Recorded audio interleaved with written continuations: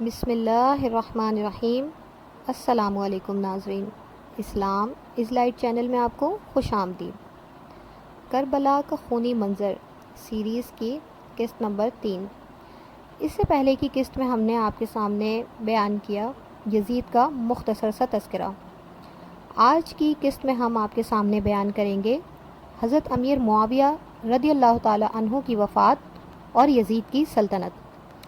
حضرت امیر معاویہ رضی اللہ تعالی عنہ نے رجب 60 ہجری میں بمقام دمشق لقوہ میں مبتلا ہو کر وفات پائی۔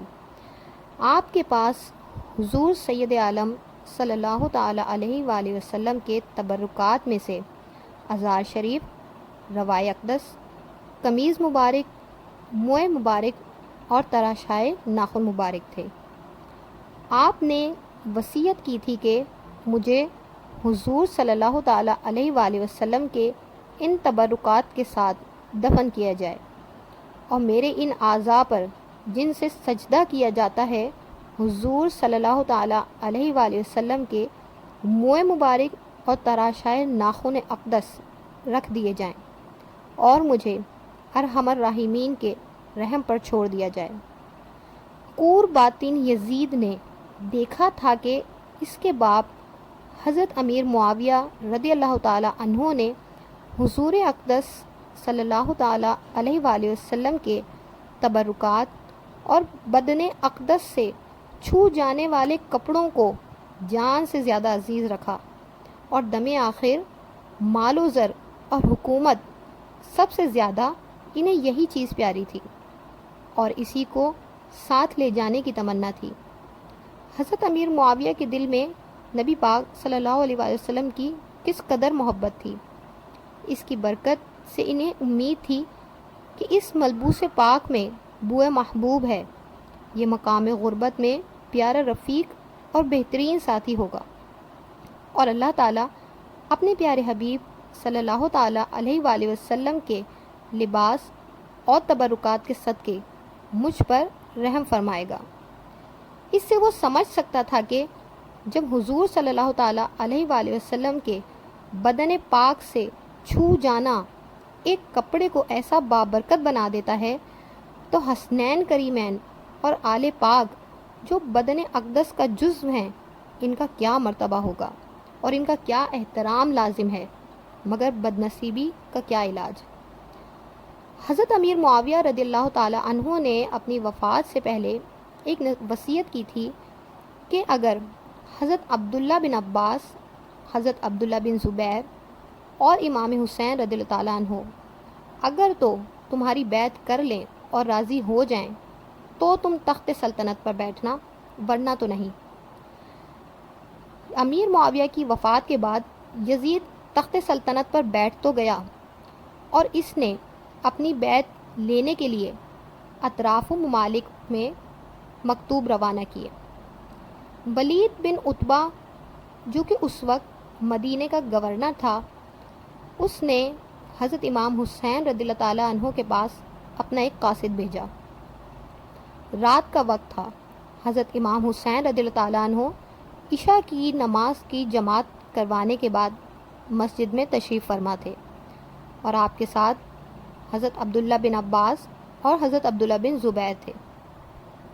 قاصد کا اتنی رات میں آنا آپ سب کو اس نے تشویش میں ڈال دیا، لیکن حضرت امام حسین رضی اللہ تعالیٰ عنہ سمجھ گئے، کیونکہ اللہ پاک نے ان کو بہت بصارت عطا کی تھی اور آپ بہت دور اندیش تھے۔ اللہ کے پیارے بندے تو اپنی صرف ماتھے کی آنکھوں سے نہیں دیکھتے، وہ تو جواسیس القلوب ہوتے ہیں، وہ تو دلوں کا حال جان لیتے ہیں۔ حضرت امام حسین رضی اللہ تعالیٰ عنہ کو اس بات کا اندازہ ہو چکا تھا کہ حضرت امیر معاویہ رضی اللہ تعالیٰ عنہ وفات پا چکے ہیں، اور یہ قاصد کس غرض سے آیا ہے۔ اس بات کو جان کر حضرت عبداللہ بن عباس اور حضرت عبداللہ بن زبیر پریشان ہوئے، اور آپ کو جانے سے منع کیا کہ حضرت آپ ابھی یہیں پہ رکیں، آپ کے لیے خطرہ ہے۔ تو حضرت امام حسین رضی اللہ تعالیٰ عنہ نے فرمایا کہ فکر نہ کرو، حسین کو کسی طرح کا کوئی خطرہ نہیں۔ لیکن پھر بھی احتیاط کے پیش نظر حضرت عبداللہ بن عباس نے 14 سپاہیوں کو آپ کے ساتھ روانہ کیا، اور ساتھ میں یہ بھی کہا کہ حضور اگر وہ آپ کو کسی طرح سے پریشان کرنا چاہیں یا کسی قسم کا دباؤ آپ پر ڈالیں تو آپ صرف ایک جملہ کوئی تھوڑی اونچی آواز میں کہہ دیجئے گا، یہ سپاہی فوراً اندر آ جائیں گے۔ حضرت امام حسین رضی اللہ تعالیٰ عنہ ان سپاہیوں کو ساتھ لے کر روانہ ہوئے۔ ولید بن عتبہ جو کہ اس وقت مدینہ کا گورنر تھا، اس نے آپ سے بیعت کا مطالبہ کیا۔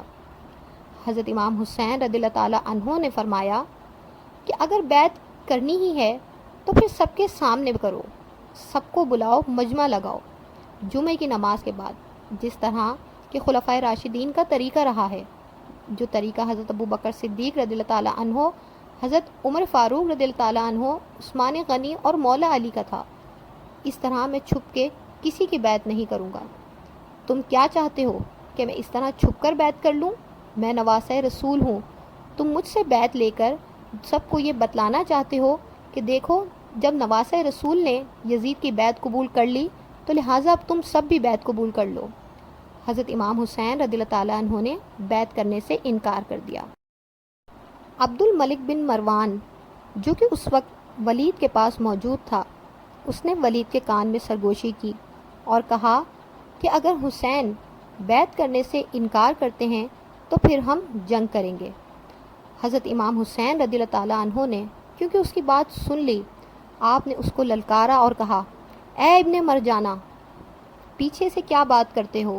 یہ شرارتیں نہ کرو، جو بات کرنی ہے میرے سامنے آ کر کرو تاکہ تمہیں بھی پتہ چلے کہ حسین کا سامنا کرنے کا انجام کیا ہوتا ہے۔ یہ بات کہہ کر آپ وہاں سے روانہ ہو گئے۔ حضرت امام حسین رضی اللہ تعالیٰ عنہ جانتے تھے کہ بیعت کا انکار کرنا یزید کے اشتعال کا باعث ہوگا اور بیکار ہی وہ جان کا دشمن اور خون کا پیاسا ہو جائے گا، لیکن امام حسین رضی اللہ تعالیٰ عنہ کی دیانت و تقوی نے اس بات کی اجازت نہ دی کہ اپنی جان کی خاطر ایک نااہل کے ہاتھ پہ بیعت کر لیں اور مسلمانوں کی تباہی اور شرعی احکام کی بے حرمتی ہونے دیں۔ اگر امام حسین رضی اللہ تعالیٰ عنہ اس وقت یزید کی بیعت کر لیتے تو یزید آپ کی بہت قدر و منزلت کرتا اور آپ کی عافیت اور راحت میں کوئی فرق نہ آتا، بلکہ بہت سی دنیاوی دولت آپ کے پاس جمع ہو جاتی، لیکن اسلام کا نظام درہم برہم ہو جاتا اور دین میں ایسا فساد برپا ہو جاتا جس کا دور کرنا بعد میں ناممکن ہوتا۔ یزید کی ہر بدکاری کے جواز کے لیے امام حسین رضی اللہ تعالیٰ عنہ کی بیعت سند ہوتی اور شریعت اسلامیہ اور ملت حنفیہ کا نقشہ مٹ جاتا۔ امام حسین رضی اللہ تعالیٰ عنہ نے ولید کے پاس سے واپس آنے کے بعد حضرت عبداللہ بن عباس اور حضرت عبداللہ بن زبیر اور اپنے دیگر برادران کو طلب فرمایا اور ولید کے ساتھ ہونے والی ملاقات کا تمام احوال بیان کیا۔ سب لوگوں نے آپ سے کہا کہ حضور ابھی یہ وقت مناسب نہیں، ہم مکہ، عراق اور مصر کی جانب مکتوب روانہ کرتے ہیں، مشاورت قائم کریں گے۔ حضرت امام حسین رضی اللہ تعالیٰ عنہ نے فرمایا کہ اگر تم مجلس مشاورت قائم کرو گے تو عبد الملک بن مروان اور ولید جنگ کا ارادہ کیے ہوئے ہیں اور میں مدینہ طیبہ میں جنگ ہرگز نہیں چاہتا، کیونکہ میرے نانا سید عالم صلی اللہ تعالیٰ علیہ وآلہ وسلم نے فرمایا تھا، اس کا مفہوم ہے کہ ایک مینڈھا ہوگا جس کی وجہ سے مدینہ کی گلیوں میں خون بہے گا اور میں وہ مینڈھا نہیں بننا چاہتا۔ حضرت امام حسین رضی اللہ تعالیٰ عنہ نے مدینہ طیبہ کی حرمت کی خاطر مدینہ طیبہ کو چھوڑ دینا ہی مناسب سمجھا۔ اس رات حضرت امام حسین نے مدینہ طیبہ سے روانگی اختیار کی۔ حضرت امام حسین جنت البقیع شریف سے اپنے پیارے نانا صلی اللہ تعالیٰ علیہ وآلہ وسلم کے روضے کو دیکھتے تھے۔ نانا میں چلا تیرے کرم کے خزینے کی خیر ہو، میں جا رہا ہوں تیرے مدینے کی خیر ہو۔ حضرت امام حسین رضی اللہ تعالیٰ عنہ نے اس رات اپنے خاندان کے لوگوں کو لے کر مدینہ طیبہ سے مکہ کی طرف روانگی اختیار کی۔ حضرت امام حسین رضی اللہ تعالیٰ عنہ کی مدینہ طیبہ سے روانگی کا تمام احوال ہم اس سے آنے والی قسط میں انشاءاللہ آپ سے بیان کریں گے۔ اگر آپ کو ہماری ویڈیو پسند آئی تو اسے لائک کریں، چینل کو سبسکرائب کریں اور بیل آئیکن کو ضرور پریس کریں تاکہ ہماری آنے والی تمام نوٹیفیکیشنز آپ کو ملتی رہیں۔ جزاک اللہ خیرہ و احسن الجزا۔